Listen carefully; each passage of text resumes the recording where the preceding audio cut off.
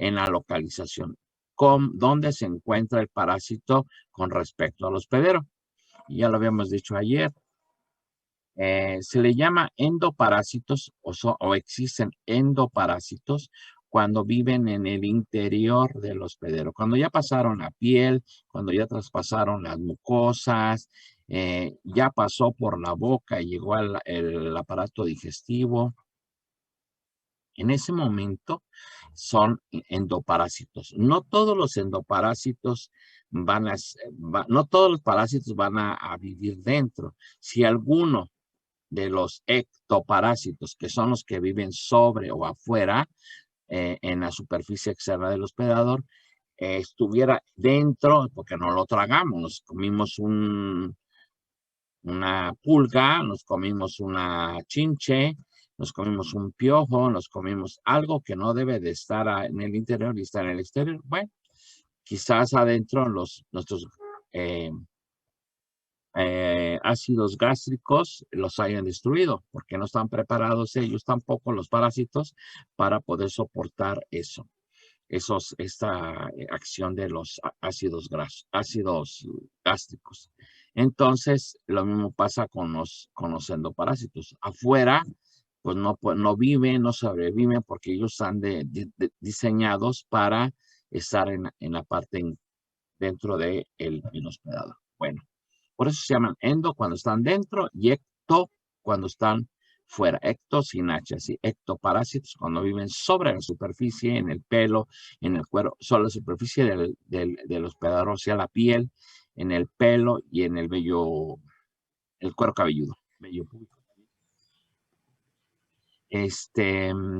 Bueno, también la relación que tiene el hospedador con el parásito por el tiempo de permanencia. Eso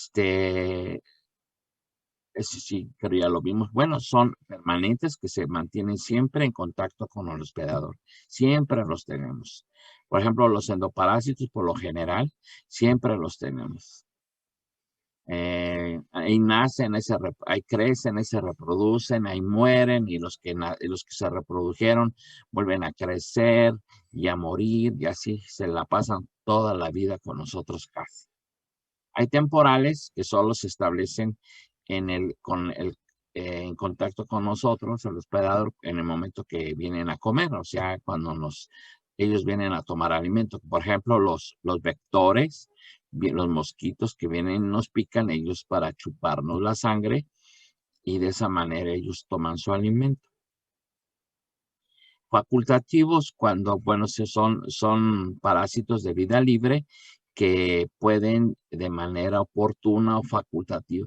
Oportuna porque estaba ahí la oportunidad de entrar y se metieron. O facultativa pues, porque lo pueden hacer, o sea, lo pueden hacer y penetraron a nosotros. Hay unas amibas que se les llama así, amidas de vida libre, pero son muy, muy, muy letales, ¿eh? Vamos a hablar de ellas y ya por ahí las vamos a estar revisando. Y se le llama parásito accidental cuando no es el clásico que debe de estar ahí y sin embargo sobrevive. Así como les dije que los endoparásitos deben estar dentro y no afuera, pues hay algunos que sí sobreviven, aún estando en el lugar que no le corresponde o que no es su hábitat frecuente. ¿Los A eso se ectoparásitos les necesitan oxígeno? mande. ¿Los ectoparásitos necesitan oxígeno? Todos necesitan oxígeno. De hecho, acuérdate que los endoparásitos y los parásitos, pues, los protozoos y los metazoos, son parásitos, son células un poquito más avanzadas que las células normales. Las bacterias son un poquito más avanzadas que las bacterias, inclusive, porque las bacterias es una sola célula, muy avanzada, más avanzada que las células normales, digamos. Entonces, las bacterias, porque como ya es un organismo que puede ser independiente, necesita tener más cosas para sobrevivir. Y los parásitos, los metazoos y los protozoos son organismos más complejos todavía que las bacterias. O sea, ya requieren de más, ya son más complejos, ya son más grandes, a lo mejor son de varias células, etcétera. Bueno, y como célula, o como bacterias, o como parásitos, o como artrópodos, como vectores, como mamíferos, como humanos, todos eso que dije, necesitamos oxígeno para sobrevivir. Unos más, otros menos, pero necesitamos oxígeno. Es nuestra, ¿cómo les puedo decir? Metabolismo. Es un metabolismo que requiere oxígeno. Las bacterias no tanto. Algunas requieren, otras no tanto. Pero al final sí se arregla. La mayoría requieren oxígeno en las bacterias. Pero los parásitos, les repito, son más complejos. Necesitamos más. Nosotros, 7 minutos sin oxígeno y nos morimos. Los animales, a lo mejor entre más grande tengan los pulmones, requieren más pronto, o si lo llenan de aire, pueden separar el oxígeno que se requiere y todo eso. Se requiere oxígeno para nuestro metabolismo. A eso se le llama respiración. A ese metabolismo se le llama respiración. Y no se refiere al proceso mecánico de meter y sacar, meter aire, se separa el oxígeno adentro y luego se sale el CO2. No, hay un metabolismo de respiratorio y metabólico. Eso normalmente se le llama combustión. Por ejemplo, una combustión requiere de un comburente, que en este caso viene siendo los carbohidratos, un combustible que viene siendo el oxígeno, y una chispa que es el paquete de energía. Eso se requiere. Ellos también pueden formar sus ATPs y todo. En menor cantidad que nosotros, claro, pero sí, hablo de los parásitos, pero sí se requieren. Por lo tanto, requieren oxígeno. Entonces, el hecho que viven, yo me refería a las condiciones en las que viven. Por ejemplo, el endoparásito requiere más, la temperatura debe ser un poquito más alta, más humedad, más fácil la obtención de la materia para comer, o sea, de lo que consumen. El octoparásito le cuesta más trabajo, está más adaptado a las inclemencias del tiempo, a que la gente se bañe, bueno, todo eso pueden sobrevivirlo. Y el facultativo, bueno, está diseñado para vivir en vida. Como que no requiere mucho al animal. No lo requiere mucho, pero si tienes la oportunidad y que, oye, aquí está un animal, me voy a meter. Se meten por los ojos, por la nariz, por los oídos, porque son amibas que viven en el agua. Es agua estancada. Es agua que no tiene movimiento, que no se oxigena, como bien dicen algunos, ¿no? Esos serían los facultativos. Una, que pueden vivir estar en vida libre, y si ven la oportunidad de penetrar y bueno, acá adentro hay comida, se meten. Eso es importante, que lo conozcan así. ¿Quedó claro? Sí. Ok. También se llaman parásitos accidentales cuando pues llegan a un hospedador que no es el específico de él, por ejemplo. Fíjense que aquí el clásico ejemplo y me gusta mencionarlo, porque el ejemplo clásico del parásito accidental son las pulgas. Pues, ¿quién de ustedes tiene pulgas? Yo, no, no es cierto. ¿Cómo? No lo escuché bien. ¿Quién de ustedes tiene pulgas? ¿Nadie?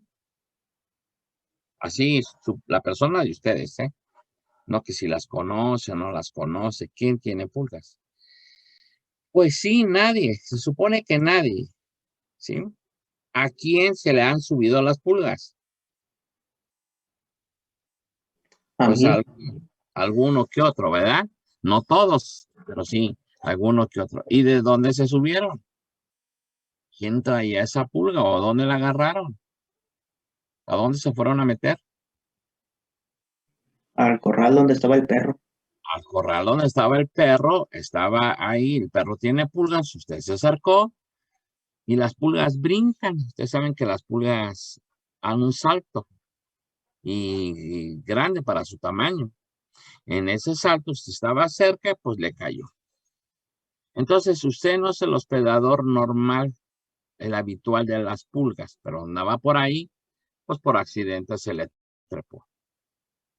A lo mejor la pulga no se quería subir a usted, se quería subir a otro perro, o nomás darle un brinco al perro para llegar a otra parte de su cuerpo de ese perro, pero se andaba ahí miscuido accidentalmente y le cae la pulga a su cuerpo. Y miren, las pulgas en particular, pues buscan esos cuerpos que donde hay pelo, donde se pueden esconder, pues. Buscan dónde puede esconderse. Pues si usted tiene vello corporal, pues aquí dijo, bueno, las cabezas también se pueden meter. Entonces así es como nos llegan. Entonces como pues ellos lo que hacen, tratan es comer, pues le empezaron a picar, usted se da cuenta y no le parece y se la quita, ¿no? Y además es muy fácil. Entonces, eso se le llaman accidentales. Si esa pulga tuviera algún parásito, algún bicho adentro, pues en la comida, pues ya lo infectó. A veces la picadura, más bien, si la picadura de la pulga puede ocasionar alguna infección porque a la hora de que usted se rasca, lesiona la integridad de la piel y por ahí se meten bacterias y puede estar un parásito de la pulga que penetra. Bueno, ahí nos llegan de esa manera. Se le llama errático o errante parásito que anda por ahí buscando a ver, pero ya dentro de un órgano que no es el habitual, por ejemplo. A ver, por ejemplo, un errático, ¿cuál les gusta? Que no es habitual, que anda un parásito dentro de nosotros y busca o encuentra un órgano que no es el habitual. ¿Quién se les ocurre que es?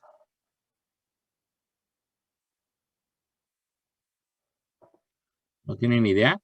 ¿Me repite, por favor, profesor? ¿Quién o qué parásito se puede considerar que sea errático porque anda por ahí dentro de nosotros, pero se encuentra casualmente y se mete un órgano de nosotros que no es el habitual de él? O sea, él vive en un órgano y luego se sale de ahí y llega otro. Eso se le llama errático. ¿No puede ser el Ascaris lumbricoides? El Ascaris lumbricoides, muy bien. Nosotros nos lo tragamos en forma de huevo. Son huevos los que nos tragamos. Los gusanos hacen huevos. Y llegó al intestino, al estómago primero. Ese huevo eclosionó, se abrió, pasó al intestino. Pero luego a veces estando se vuelve a subir. Repta, sube así como una víbora, se va subiendo y llega al estómago, llega por el esófago, créanmelo, así es, no estoy exagerando. Llega a la laringe, se pasa de la laringe y se va a los pulmones, y a lo mejor en la laringe, de ser tantas lombrices juntas, bloquean y asfixian al paciente. Sí, hacen eso. Las amibas es otro ejemplo. Las amibas se la pasan en el intestino grueso, pueden pasar al hígado, formar una lesión, un quiste en el hígado. Se pueden ir por vena porta, bueno, llegan por vena porta y luego salen hacia la sangre periférica o ya generalizada, pueden llegar a corazón y pueden llegar a pulmones también, pero también llegan a cerebro. Y su hábitat era el intestino grueso. Sí se puede hacer eso. Entonces, esos son los parásitos, por eso tienen esos nombres. ¿Sí? También se le llaman, ¿sí quedó claro? Ese ejemplo de errático. Sí. Ok, perfecto. Y según el número de hospedadores que necesita para realizar su ciclo vital, pues, en la reserva que ya lo empiezan a ver, es nacer, crecer, reproducirse y morir. Ese es su ciclo vital. Nacer de la forma que nacen, reproducirse como se reproduzcan. etcétera. Entonces, esos son los ciclos vitales. Pero hay parásitos que requieren no nada más uno hospedador, requieren más, dos para obtener más, para completar su ciclo, por ejemplo. Cuando nomás requieren un hospedador se les llama monoxenos, que el parásito es monoxeno porque nada más en uno nació, creció, se reprodujo y pues se murió. Y el que se reprodujo, le repito, ahí volvió a hacer lo mismo. Pero hay otros que necesitan salir. Pueden nacer, pueden crecer un poco, a tener su etapa larvaria o su madurez sexual y se salen y se van a otro hospedador. Por ejemplo, los que nos pasan los vectores, los mosquitos y todos que nos inoculan un parásito, pues son así, son los heteroxenos, porque utilizan dos hospedadores. Se dice generalmente que, o eso se decía, o eso se tenía pues como que todo el mundo pensábamos así, que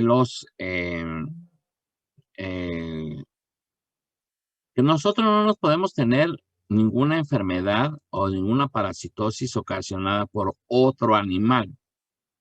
O sea, que nosotros no nos podemos enfermar de las mismas enfermedades infecciosas de los animales. Eso se decía hace tiempo, que el perro tiene sus propios parásitos y nada más de él. Y que las vacas tienen sus propios parásitos y las ovejas, los pollos, los peces y nosotros tenemos los nuestros. Así se decía. Por eso fue que las disciplinas o de las ramas de la medicina se dividieron. Para que unos se dedicaran a unos y otros se dedicaran a otros. Pero hay lo que se llama una palabra, bueno, que se dice zoonosis. Y esa zoonosis quiere decir que el humano se infecta de un agente patógeno o parásito de naturaleza animal.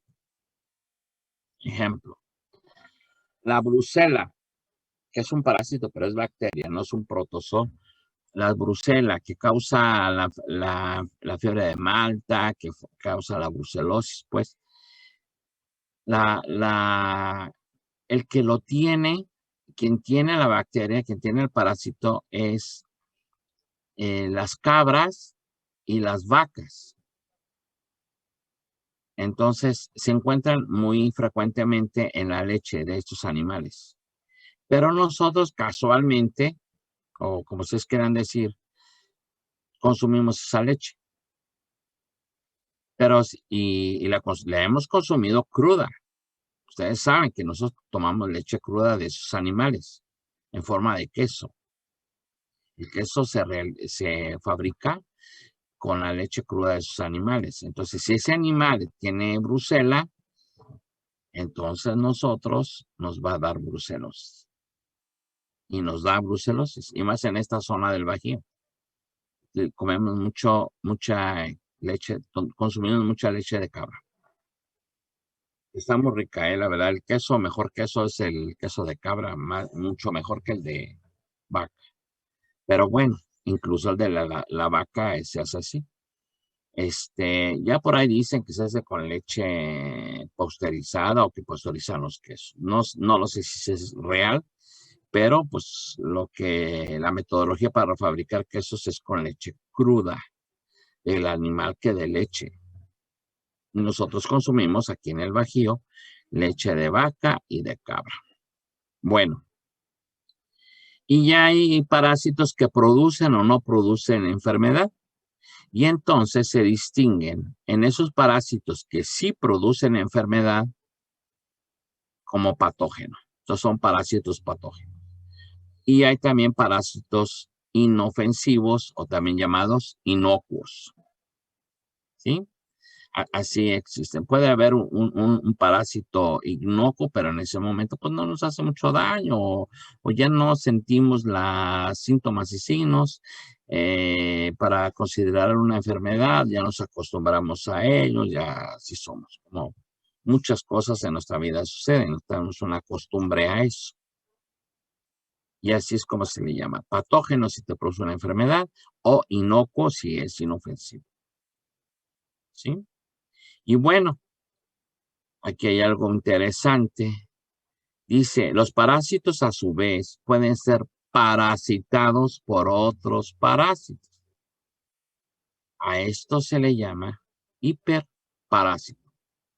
¿Sí? Un hiperparásito es aquel parásito que fue parasitado por otro. Perdón, que parasita a otro.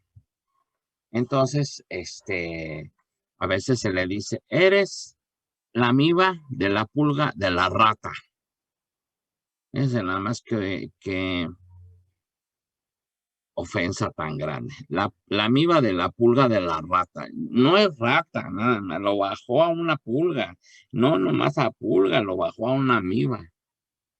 Entonces, así, pero sí existen esos. Y existen esos tipos, me imagino. Bueno, y hay otro que dice pseudoparásito. Esto se utiliza, este término, esta palabra se utiliza para denominar a organismos o elementos, óigalo bien, organismos o elementos inorgánicos, o sea, los que no están vivos, que frecuentemente se observan en los análisis coprológicos y pueden ser confundidos con verdaderos parásitos. ¿Sí, cierto? Si nosotros tenemos la oportunidad de hacer esa práctica de parasitología que les había yo dicho, muchos me van a enseñar, aquí son parásitos y no es más que una rama de un vegetal que se comieron. O no es más que una bolita de polen. O no es más que es una bolita de, no sé, plástico. O un pelo de un animal. Mire, esta es una lombriz. No. Es un pelo de un animalejo que andaba por ahí en su comida y usted se la comió. Entonces, los inexpertos así le dicen, este es un parásito, le dan el nombre al parásito, pero no. Eso se sepan lo que existe. Existe y que pues se ven. Por eso en los coprológicos se denomina restos alimenticios, restos de animales. Porque a veces hay el pellejito del jitomate, el pellejito del frijol. No hablo de verlo así como ustedes lo ven macroscópicamente, sino microscópicamente. El pellejito del elote, un pelo de un insecto, una pata de un insecto, etc. También se ven gotitas de grasa, también se ven gotitas a ver, permítame tantito, no se me vayan. Permítame, esto es urgente. Es sobre el libro que estamos llamando.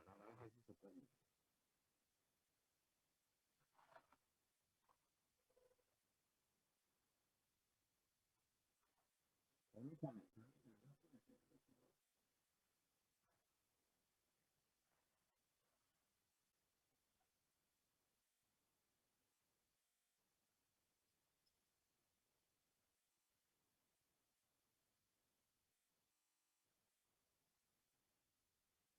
Ya lo de Bacteriophila lo volví a cargar ahorita, y ahorita se terminó de cargar y ya lo acabo de enviar y parece que les va a llegar. Espero que así sea. Ya después me dicen si lo tienen y cómo llegó. Hice todo lo que me dijo la máquina y ya, según esto, ya está enviado. Se envió el mensaje, dice. Bueno, gracias por esperarse. ¿Preguntas hasta aquí, jóvenes? ¿Quedó claro en los parásitos y sus tipos? Sí, Me quedan perfecto, 10 claro. Me quedan 10 minutos de los 40, pero bueno, faltan 18 minutos para terminar. ¿Alguna pregunta? ¿O ustedes habían oído que así se dividen los parásitos? ¿O nomás con trabajos conocían los parásitos? Porque nomás me dijeron de 2, 3. No, para los que vienen. Y fíjense que no vemos todos los parásitos que hay, ¿eh? Vemos los más usables aquí en México, en nuestro país, que eso es lo que ustedes van a tratar.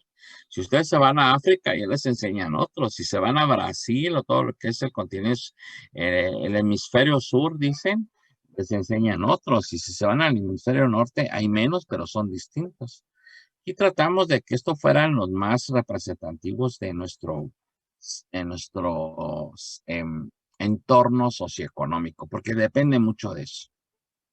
Depende mucho, pues, cómo somos, si tenemos dinero sobre todo en los endoparásitos, para contrarrestar, prevenir las profilaxis, todo eso, cómo mejorar el sistema sanitario.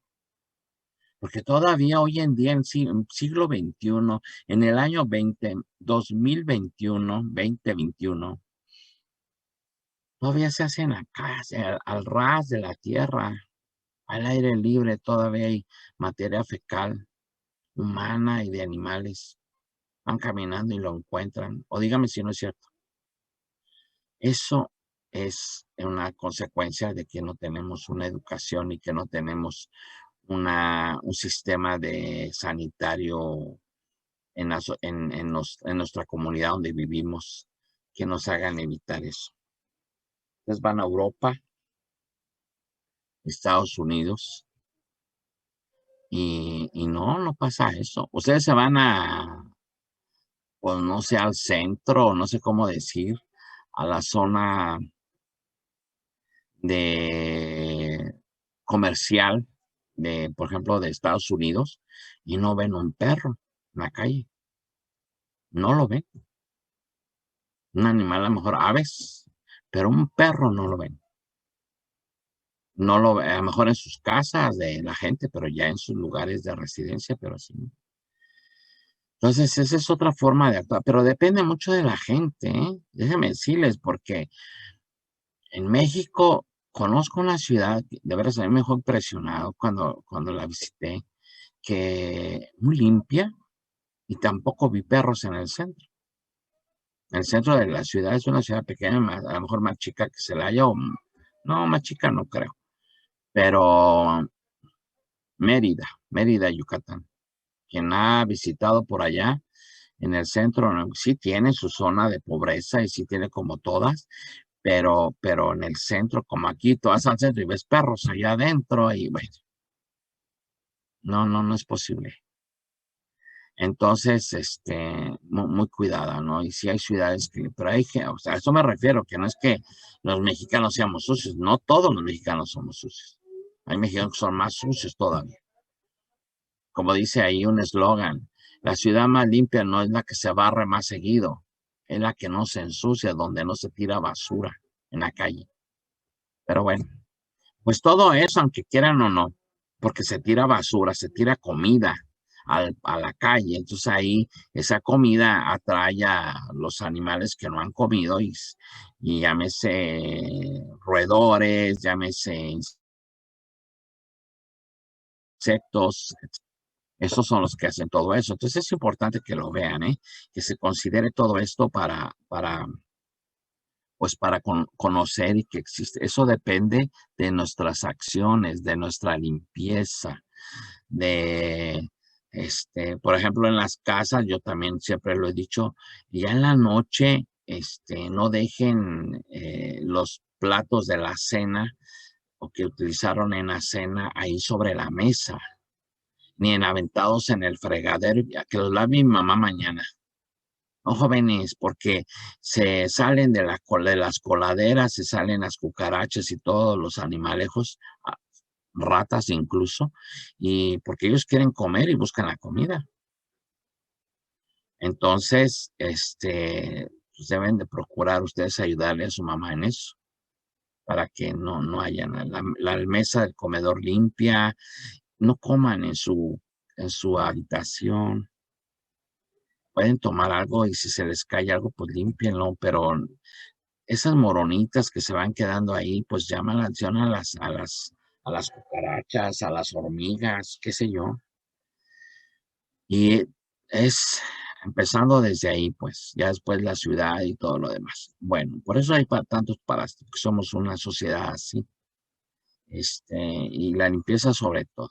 Limpiar y desinfectar y desparasitar. Alguien por ahí dice fumigar. Fumigar, dicen cuando voy a fumigar mi casa.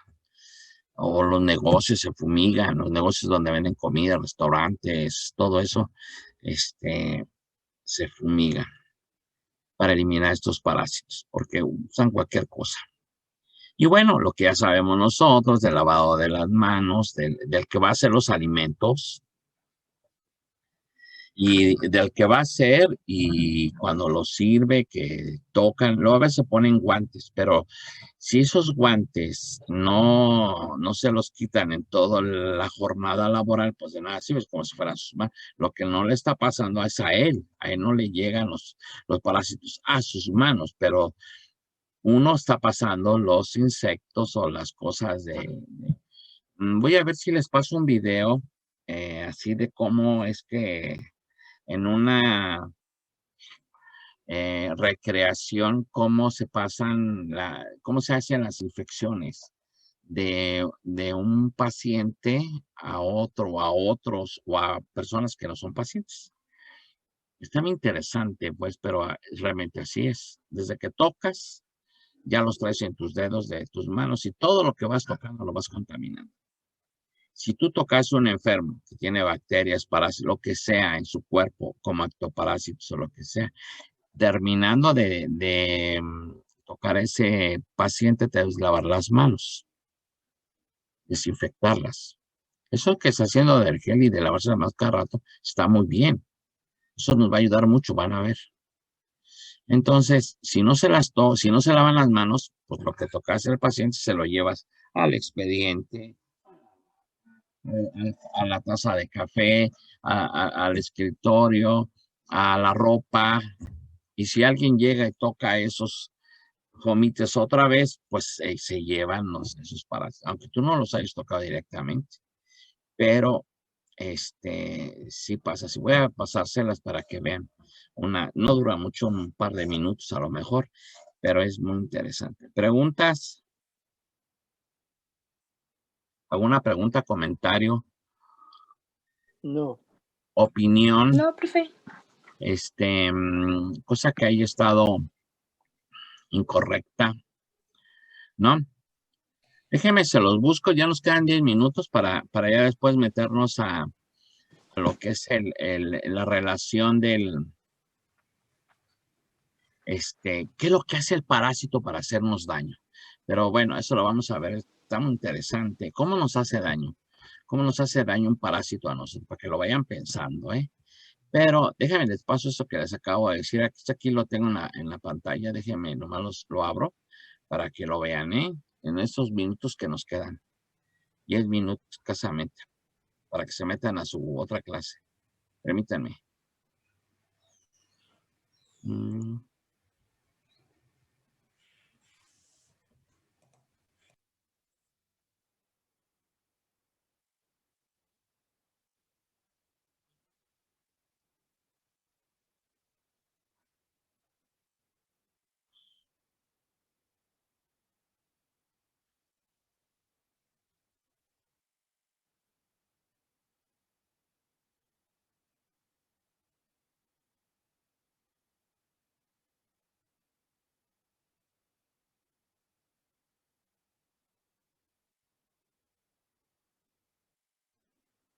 ¿Sí ven la presentación?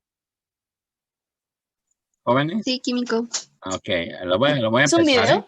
Es un video dura 1 minuto y 20 segundos. ¿Sale? Y está hecha en Emiratos Árabes. Fíjense, no, ni está hecha acá, está hecha allá para que vean, pero sucede lo mismo. Ahí va.